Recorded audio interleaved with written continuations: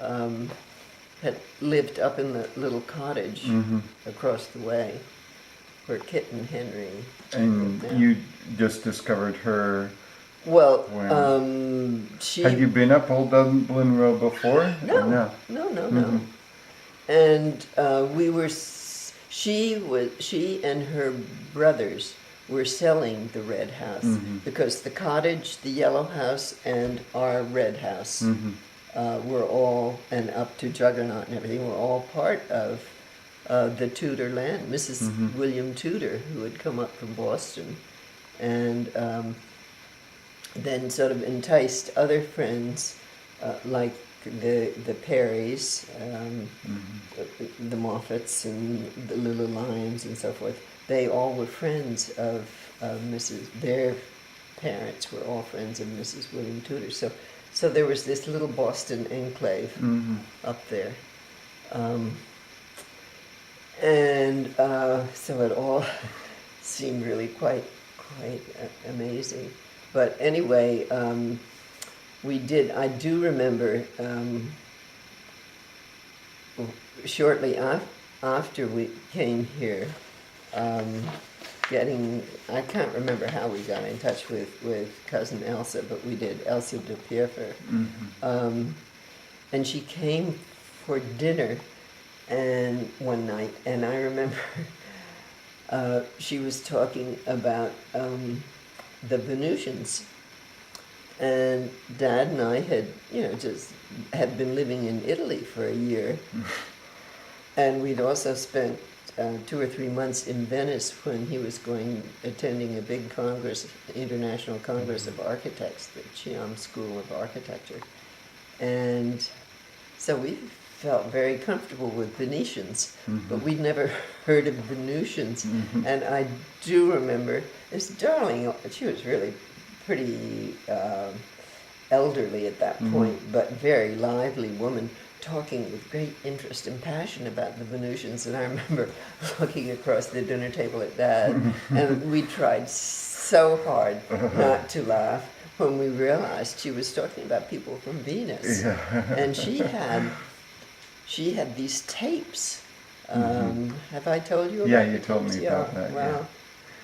Yeah. And she really was a wonderful woman, and she believed in things very powerfully, and of course she had people come and listen to the tapes, and then when she found out they were fakes and everything, she had meetings in the Peterborough townhouse. I told you about all of that? Yeah.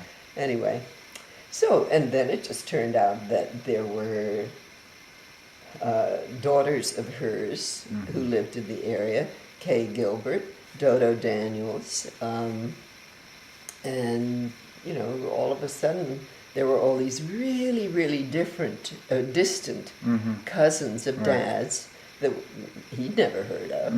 And then it turned out, that the house that we were living in or had bought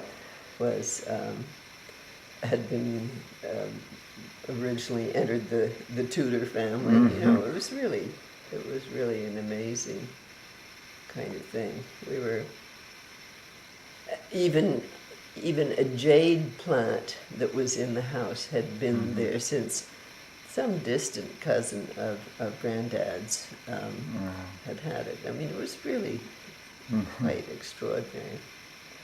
So you moved in probably within a couple months after Tara was born?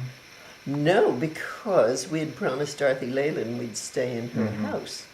So we pretty much stayed there for the year that we promised, because we were taking care of the house. Oh, so you had bought the house and... We bought the house, and we ran this house as a guest annex for about a year.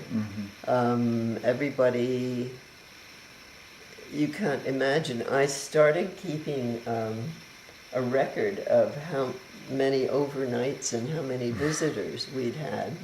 And then I gave up. It was really too bad, because it would have been interesting to have kept up in that. But in less than a year, there were something like over 500 overnights. That's not 500 different people, but I mean, for example, Aunt Peggy and Uncle Eddie came up to visit right after Tara was born, staying with us with Lorraine and Terry. And they arrived and said, we always, wherever we go, we always stay at least 2 weeks because it takes that long for Terry to calm down. And Terry was a total terror. Yeah. Total terror.